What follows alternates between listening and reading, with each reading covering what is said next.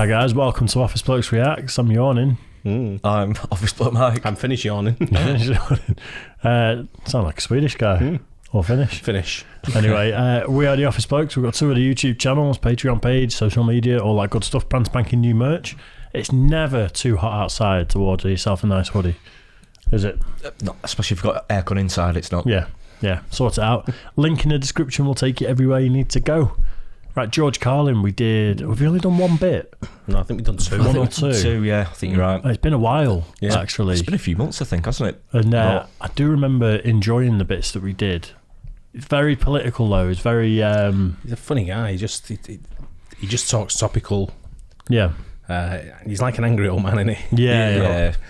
I think quite a lot of people said he didn't start off really political, but as he got later in his career, it became more... Just develop that side of it. Yeah, I don't want to use the word preachy, but I've heard people in the comment section say that kind of comedy towards the end. But I don't know enough of him to I've seen him live. Yeah. You've seen him live? Yeah, in Lakewood, New Jersey. Wow. You probably said that on the last video we did. And probably, Yeah. Anyway, we'll get into it. Life is worth losing. Dumb Americans, George Carlin. Let's do it. But say what you want about America, land of the free, home of the brave. We got some dumb-ass motherfuckers floating around this country.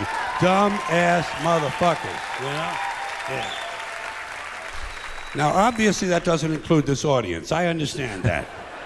You seem intelligent and perceptive, but the rest of them, holy jumping fucking shitballs. Dumber than a second coat of paint.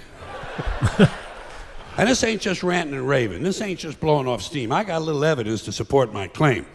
It just seems to me that only a really low IQ population could have taken this beautiful continent, this magnificent American landscape that we inherited. Well, actually, we stole it from the Mexicans and the Indians, but hey, it was nice when we stole it. It looked pretty good. It was pristine. Paradise. Have you seen it lately? Have you taken a good look at it lately? It's fucking embarrassing.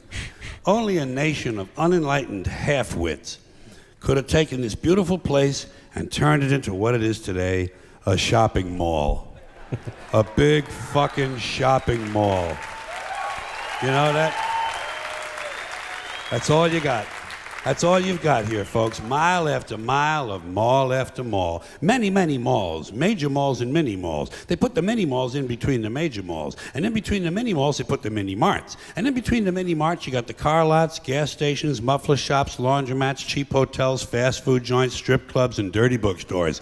America the Beautiful. One big transcontinental commercial cesspool. And how do the people feel about all this? How do the people feel about living in a coast-to-coast shopping mall? Well, they think it's just fucking dandy.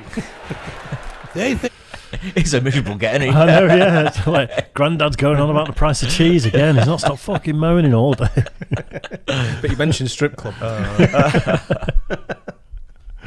it is cool as can be because Americans love the mall. They love the mall. That's where they get to satisfy their 2 most prominent addictions at the same time: shopping and eating. Millions of semi-conscious Americans, day after day, shuffling through the malls, shopping and eating, especially eating. Americans love to eat. They are fatally attracted to the slow death of fast food. Hot dogs, corn dogs, triple bacon cheeseburgers, deep fried butter dipped in pork fat and cheese whiz, mayonnaise, soaked barbecued mozzarella, patty melts. Americans will eat anything. If you were selling sauteed raccoons' assholes on a stick, Americans would buy them and eat them, especially if you dipped them in butter and put a little salsa on them. This country is big time, pig time. Forget the bald eagle. You know what the national emblem of this country ought to be? A big bowl of macaroni and cheese. A big bowl, because everything in this country is king size. King size, extra large, and super jumbo, especially the fucking people. Have you seen some of the people in this country? Have you taken a good look at some of these big fat motherfuckers walking around? Big fat motherfuckers. Oh my God. Huge piles of redundant protoplasm lumbering through the malls like a fleet of interstate buses. The people in this country are immense, massive bellies, monstrous thighs, and big fat fucking asses. And if you stand there for a minute and you look at one of them, you begin to wonder, how does this woman take a shit? How does she shit?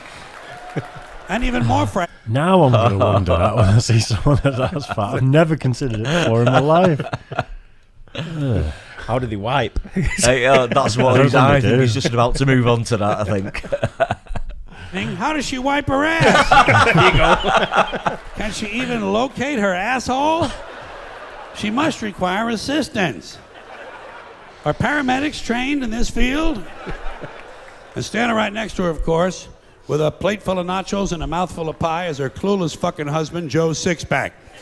With his monstrous swollen beer belly hanging dangerously out over his belt buckle, this guy ain't seen his dick since the Nixon administration. And if you stand there and you look at the two of them, you begin to wonder to yourself, do these people fuck? Is this man actually capable of fucking this woman? It doesn't seem structurally possible that these two people could achieve penetration. Maybe they're in that Cirque du Soleil or something. Telling you, the people in this country, every one of them is 50 pounds overweight. They are gargantuan. And in the summertime, God help us, in the summertime, they all want to wear short pants. Jesus, Lord, protector of all that is good and holy, deliver me from fat people in short pants. They all got short pants, big bellies, fat thighs, and dumb kids. Short pants, big bellies, fat thighs, and dumb kids. Every one of them's got two dumb-ass kids with them. And the whole family is wearing T-shirts, and every one of them's got the same T-shirt. I'm with stupid. Apparently in this country, the stupids are an extended family. And besides wearing them T-shirts, every one of the families got on a backpack. They got a backpack strapped to their back so they can carry around lots of stupid shit. And the reason they got to carry their stupid shit strapped to their backs is because their hands must remain free at all times to hold food. And to get that food up to the mouth where it gets shoveled in with all the rest of the disgusting shit they ate that day.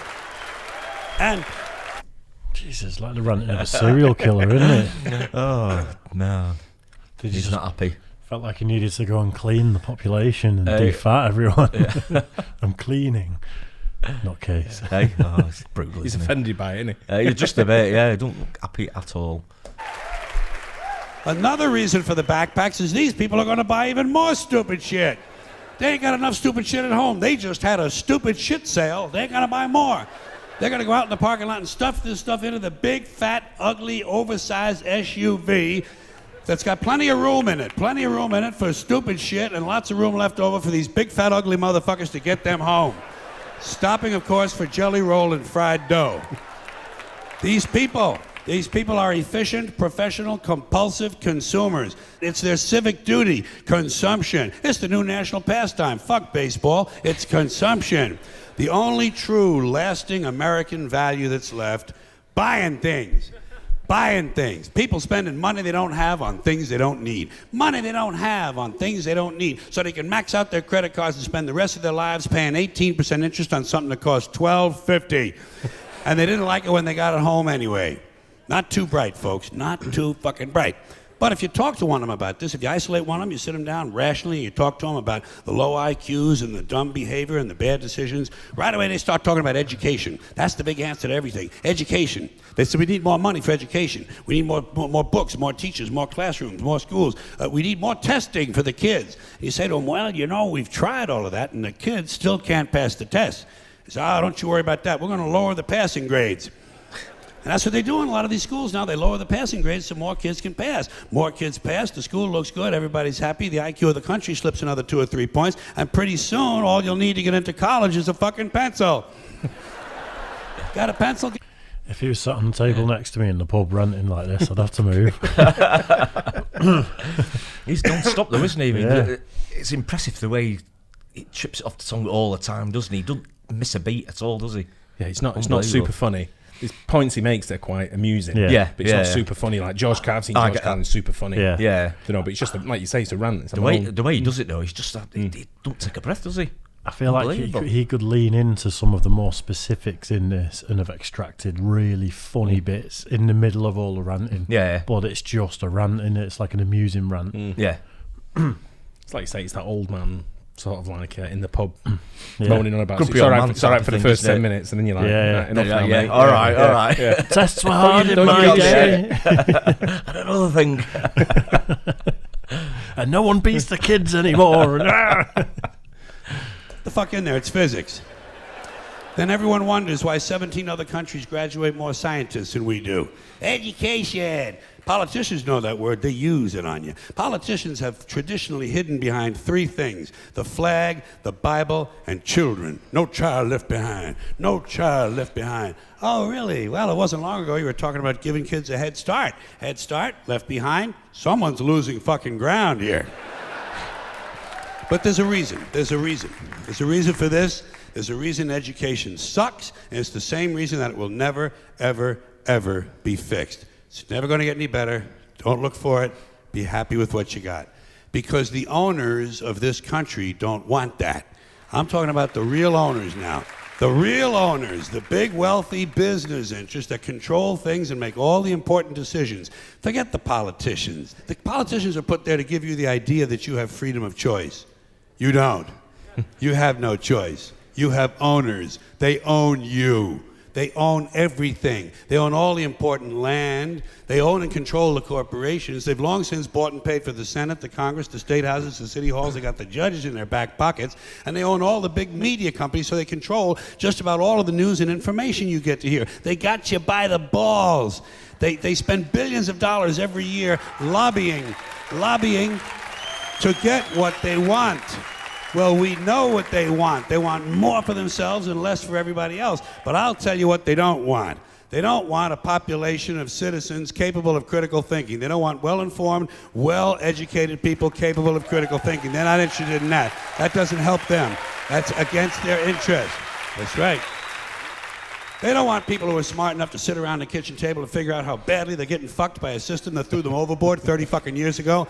They don't want that. You know what they want? They want obedient workers. Obedient workers. People who are just smart enough to run the machines and do the paperwork, and just dumb enough to passively accept all these increasingly shittier jobs with the lower pay, the longer hours, the reduced benefits, the end of overtime, and the vanishing pension that disappears the minute you go to collect it. And now they're coming for your Social Security money. They want your fucking retirement money. They want it back, so they can give it to their criminal friends on Wall Street. And you know something? They'll get it. They'll get it all from you sooner or later, because they own this fucking place. It's a big club, and you ain't in it.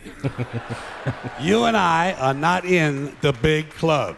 And by the way, it's the same big club they use to beat you over the head with all day long, when they tell you what to believe. All day long, beating you over the head in their media, telling you what to believe, what to think, and what to buy.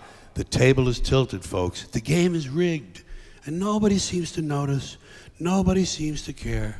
Good, honest, hard-working people, white collar, blue collar, doesn't matter what color shirt you have on. Good, honest, hard-working people continue. These are people of modest means. Continue to elect these rich cocksuckers who don't give a fuck about them. They don't give a fuck about you. They don't give a fuck about you. They don't care about you at all. At all. At all. Yeah. You know? And nobody seems to notice, nobody seems to care. That's what the owners count on, the fact that Americans will probably remain willfully ignorant of the big red, white, and blue dick that's being jammed up their assholes every day. Because the owners of this country know the truth. It's called the American dream, because you have to be asleep to believe it. Fucking hit the nail on the head, for me. Yeah. I think the further he went through that, the more sort of serious points he was putting across the thing, wasn't he? You know, proper serious It was a political rant. points. It was a political rant, wasn't it? Yeah. It was. And I mean, it was, 3 years before the banking crisis as well, so it was probably a lot more of the time. Well, I don't think things change, and I agree with most of the points he made. But It just relevant in all countries as well, with politicians and the people at the top. I'm more one of those people where if I'd paid to go to a comedy night, I want to come away laughing. I don't want to come away going, I might as well kill myself. I mean, they're just going to take my pension. They're going to take everything from me. Yeah. And what's the point in life? There were definitely some pretty serious points there, wasn't it, at the end? It wasn't...